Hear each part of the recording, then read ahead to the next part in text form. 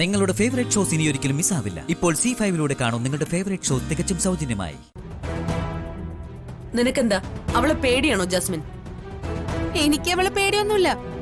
അതുകൊണ്ടല്ലേ വിശാലിനെ തന്നെ ഞാൻ വിവാഹം കഴിക്കുമെന്ന് അവളുടെ മുഖത്ത് നോക്കി ഞാൻ വെല്ലുവിളിച്ചത്. മിടുക്കി, അങ്ങനെ തന്നെ വേണം. അല്ലെങ്കിൽ തന്നെ നമ്മൾ അവളെ ഭയക്കേണ്ട കാര്യമൊന്നുമില്ല. അവളെ പേടിക്കുന്നവരാണ് നമ്മളെന്ന് തോന്നിക്കഴിഞ്ഞാൽ അവള് നമ്മുടെ തലയിൽ നിഷ്പ്രയാസം കയറും. അതിന് നമ്മൾ അവസരം ഉണ്ടാക്കരുത്.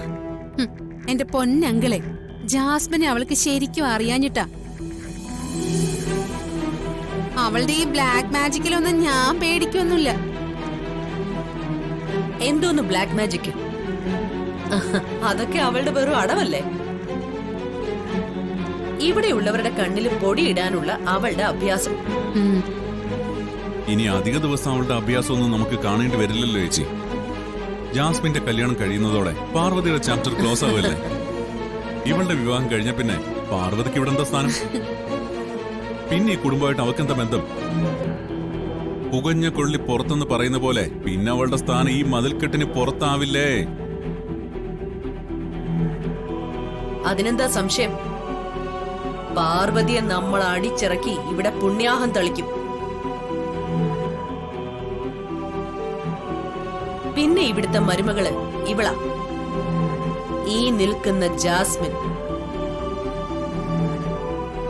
പാർവതിക്ക് പകരം പിന്നെ നമ്മള് ഇവളെയല്ലേ ഇവിടെ വാഴിക്കാൻ പോകുന്നത്.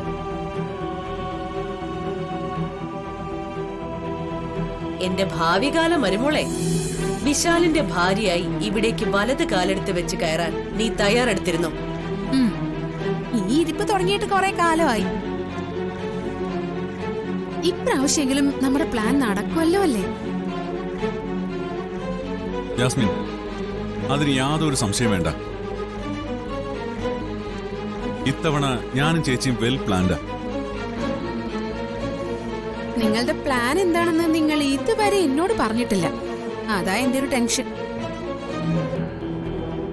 കല്യാണ മണ്ഡപത്തിൽ വെച്ച് നിന്റെ കഴുത്തി താലി കെട്ടുന്നത് വിശാല് തന്നെയായിരിക്കും. അതേ കൂടുതൽ ഇപ്പൊ പറഞ്ഞ അതിന്റെ സസ്പെൻസ് പൊളിയില്ലേ. അതുകൊണ്ട് കല്യാണം വരെ നീ ഒന്ന് വെയിറ്റ് ചെയ്യേ എന്റെ മോളെ.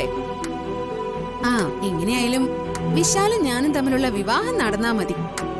ആ കല്യാണം കഴിഞ്ഞിട്ട് വേണം ഗായത്രി അമ്മയുടെ മുഴുവൻ ആഭരണങ്ങളും എനിക്ക് അണിഞ്ഞു നടക്കാൻ. ഗായത്രി ചേച്ചിയുടെ ആഭരണങ്ങൾക്ക് മാത്രമല്ല, അവരുടെ പേരിലുള്ള മറ്റു സ്വത്തുക്കൾക്കും പിന്നെ നീ തന്നെയല്ലേ അവകാശി. ആദ്യം ആഭരണം, അത് കഴിഞ്ഞു മതി സ്വത്തുക്കളൊക്കെ. ഗായത്രി അമ്മയുടെ ആഭരണങ്ങള് ഇപ്പൊ പാർവതിയല്ലേ വെച്ച് സൂക്ഷിക്കുന്നത്.